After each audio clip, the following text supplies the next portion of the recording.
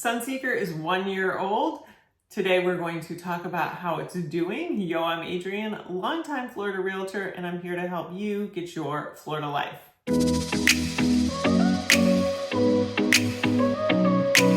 Happy Wednesday, everyone. If you're new here, new videos come out every Wednesday. Please subscribe to follow along.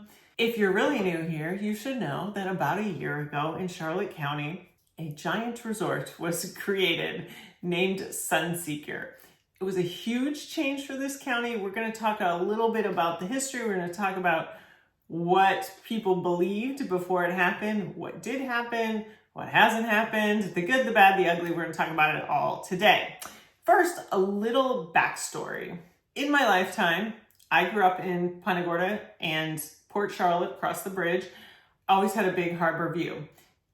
On that harbor view, where Sunseeker is now, was several dilapidated motels and an old mini golf course that came around when I was a child. And frankly, again, the only word I can think of is dilapidated. When Sunseeker came out, I told this story. I did a video right before it opened, and I talked about how a friend of mine, a very classy lady, actually years before it had owned one of those motels, and it was the kind of motel that she didn't manage it, she just owned it. And she found out at some point, maybe they were renting rooms by the hour. She found out that at some point the circus came to town and there was a miniature horse staying in one of the rooms and cutting the grass. So, you know, when I say dilapidated, not the classiest places. In 2017, Allegiant Air announced to all of us that they had bought the land and they were going to build this gigantic resort. Anytime in this area when somebody's going to do something new and big, there's controversy. If you've never lived in a small town, you just have to imagine it. If you have lived in a small town, you know exactly what I am talking about. People go back and forth, opinions in the newspaper. We're going to talk about all the things that were talked about. Originally, it was going to be condos, timeshares, and a hotel, and then it just turned into a full resort. I remember very well when it was going to be condos because I was selling real estate, and they sent us all, this is what it's going to be, and you can start selling them a little bit, or we're going to start selling them. They hadn't even broken ground, I don't think yet. You could put a $5,000 deposit down, and I actually know people who did it. They got their $5,000 back when they weren't going to turn it into condos anymore. But I remember so well, they had these 1-bedroom condos that were $650,000. And at that time, our highest priced condos were $600,000, like with 3 bedrooms, beautiful condos here were $650,000, maybe. And I remember thinking, I don't even get any calls for 1-bedroom condos and $650,000. That's going to be tough, but they think they can do it. Let's see it. Well, quickly that plan changed. It changed to be a resort. They had quite a building process. 2019, they broke ground. 2020, we had a pandemic. 2022, there was Hurricane Ian. Along the way, at some point, way before it opened, a crane fell. They had cranes. A crane fell on the building. I believe there was a fire. Lots of things. People started to talk about it being jinxed. But alas, last year, a year ago, it opened. It's beautiful. I don't think anybody's arguing that it's not pretty. But we are going to talk about now some of the things that were talked about before it opened and how, if that really panned out. Some of the, oh my gosh, this is going to, cause all these problems. Did they cause these problems? Let's start with some rumors and how they've turned out. The casino rumor. It has been rumored since 2017 till today that at any moment it's going to be turned into a casino. And perhaps it will be. So far, I've seen no real evidence of that. Nothing. The best argument I've ever heard a builder say to me against the casino idea is that there's not enough parking for a casino, which is probably true. Maybe they have a solution to that. If you talk to the casino people, and by that I mean the casino, I don't want to say conspiracy theorists, but the people around town who believe it's going to be a casino. I'm sure they have a solution to that at some level. I don't know what it is. So I don't know. There's no casino so far. I've not seen so much as a slot machine. We'll see. Traffic. A big concern was traffic. A lot of people said, oh, this is going to turn us into Naples or Sarasota where the traffic is very bad. I would say on this one, you know, if I was doing one of those lie detector things they do on the news, or, you know, not that it was ever a lie, but I would put it somewhere in the middle. It certainly has up traffic. When you come out of Melbourne, which is on the other side of the street, and go and make a U-turn, which I have to do because of my job, I'm all over the place. I drive all over the place all the time. So I would say it's a little bit worse. It's not great. Is it terrible? Do I get backed up on the bridge a lot? I don't. It's definitely slower. Keep in mind, I was here when you could be the only car on the bridge. When I learned to drive, I was many times the only car on the bridge. So now it has slowly gotten more packed, and Sunseekers certainly didn't help, but a lot of people are staying in the resort. They bought a golf course in the Northeast, and like 20 minutes northeast of them. It's gorgeous, and they're busing them there, but their real goal is to keep people in the resort. And I think they've done a decent job of that. Now, employees have to go in and out, so you do see cars going in and out, and of course people leave. It's not a jail. It's a very beautiful place. But I would say traffic's somewhere in the middle on that, depending on what you thought. Not Sarasota or Naples. All the restaurants that aren't Sunseeker, aren't in Sunseeker, are going to have no staff, because Sunseeker is going to suck all the staff out of all the other businesses. No one's going to have help anymore. Certainly we've seen staffing shortages over the years, but I don't ever even hear this anymore that all the staff is going to Sunseeker. I have not heard that at all from a business owner. I'm sure it took some people, but even I've talked to some of the staff who wait tables there, and a lot of them came from other areas. So, there are people who moved here to work at Sunseeker. So I'm going to say no on that rumor. I really haven't heard that coming to pass.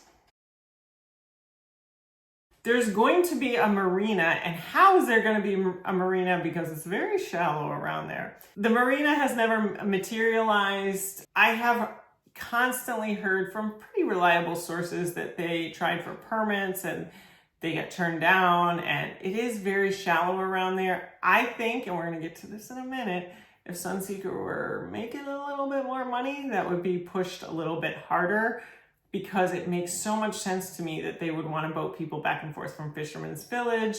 I say that, and maybe not, because they do really want to keep people in the resort, but they have recently been ramping up their approach to locals, which of course we're going to also talk about that in a minute. So we'll see how that goes. People are going to hate it. They're not going to like Charlotte Harbor specifically. So Charlotte Harbor is the big body of water that it sits on. It's brackish water. Brackish meaning it picks up the tannins from the mangroves because it hasn't made it out to sea yet to dissipate, basically. So it's brown water. It's still very beautiful, but it's not the crystal blue water you sometimes picture. And people thought that people would come here and hate the view. I always took a little offense to that, I was a little shocked, because I meet people every day who flat out spend a lot of money to live near that water. They love that water. I still drive over the bridges here and think, oh my gosh, look how beautiful it is to look out and see our beautiful harbor.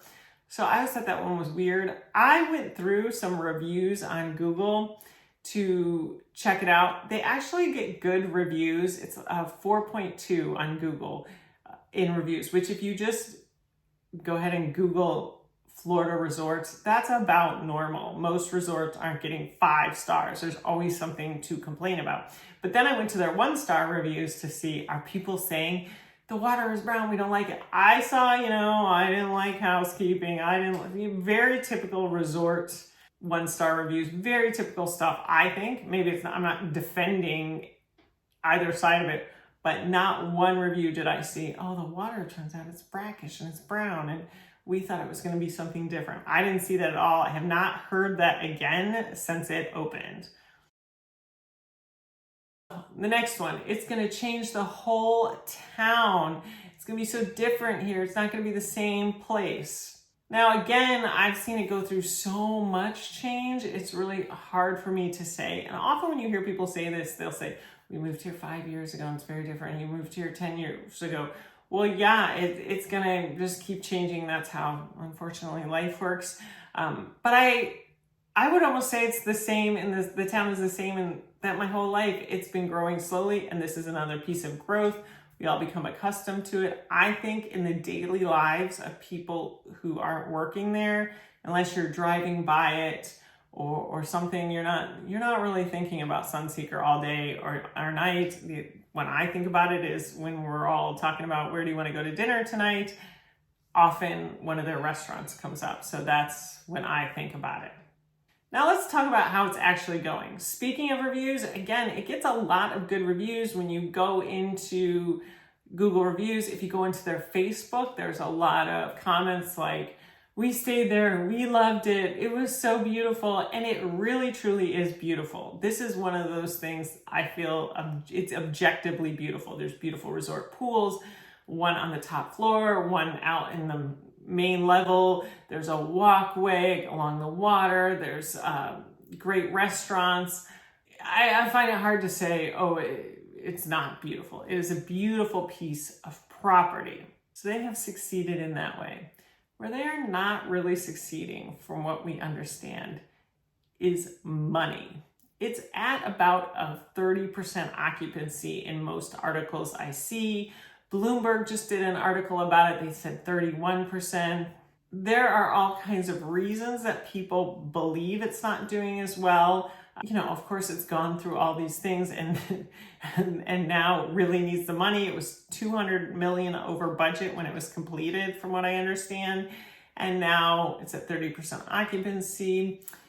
It'll be interesting to see if that stays. They have lowered the prices. I tell you, if you watch this channel a lot, oh, it's buyer's market. Buy, the prices are lower. If you're thinking about staying at Sunseeker, there's a lot of talk out there about how they have lowered their prices so you can stay for about $200 a night off season. Well, that's a really good deal. That could be a really good deal, because if they have a good season, which I think will change everything. I think this season, a lot hinges on this season. If they have a good season, we might see a little, okay, we're doing good and we're gonna replenish some of those funds and things will get better. According to the Bloomberg article, they have hired a consulting firm, Prospect Hotel Advisors LLC, to evaluate all their options, and selling is an option. And I put that out there. I don't want to start some rumor that it's up for sale, because I know how this area works, and immediately it's not only up for sale, it's being bought by a casino. We all know what's happening. We don't know what's happening.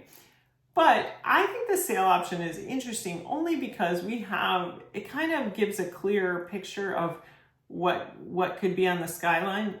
To me, either Sunseeker is going to right the ship and it's going to work out somehow, and they are trying lots of things, I'll get to that in a second, or some company out there is going to say, we can buy this property and we can put in a hotel in it, or we can buy it and lease it to the Hilton, or however, because Allegiant, who built it, or was one of the companies that built it, has done all the heavy lifting at this point. It's built, it's done. Just somebody with the finances has to come in and the knowledge and knows how to work it, has to do what they have to do to make it work. I cannot imagine that it's just going to crumble. And one of the reasons I believe that so much is because we just had a flood here, and I see houses on the market that are flooded. I mean, real issues. And I have investors calling me all the time, hey, let's take advantage of this situation, which you may not like that people are doing that. You may, in a personal level, when it's big corporations swooping in on each other, we're a little bit more okay with it, I think, emotionally. And I think that will happen. Why not? It's already built. Why not, if you can get it for cheap? I think that will come along for someone, or Sunseeker will fix itself and go on a different path. They are offering all kinds of golf memberships. When I first heard about the golf memberships, which they come and talk to realtors, we have meetings about this stuff, they were extremely expensive and exclusive, and now they've loosened that up a little bit. At some point they talked about gym memberships, but I haven't heard much about that in a long time. So we'll see what happens with that. But there are a lot of options for them. Hey, maybe they'll go back to the condos, or maybe there'll be timeshares.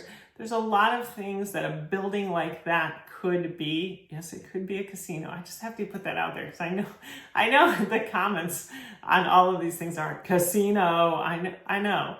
So I want to acknowledge that that could be a thing. I think that's actually tougher to do than just making it timeshares. I could be wrong, but I feel like timeshares are easily legal. It's just maybe not as much money, but again, you don't have to deal with parking and all the logistics of that.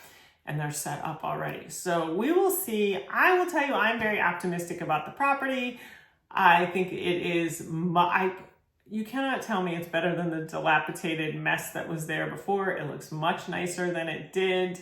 I feel I have to be optimistic. One thing that frustrates me a little bit is there are people who want it to fail. And I understand that it did change our town, and maybe you came here and expected something different. But when you really dig into that, I want to remind people that there are people who work there, whose mortgage, whose rent payment depends on the success of that building, of that resort. So if somebody takes it over, they'll likely get jobs at whoever takes it over. But we don't want it to fail completely because of the people inside of the building that are working and rely on it. And I don't think it will. Again, the heavy lifting is done, so somebody will take advantage one way or another. That's the 1 year report on Sunseeker. Next week, we will be doing a year in review. So I look forward to seeing you then. Thank you for watching.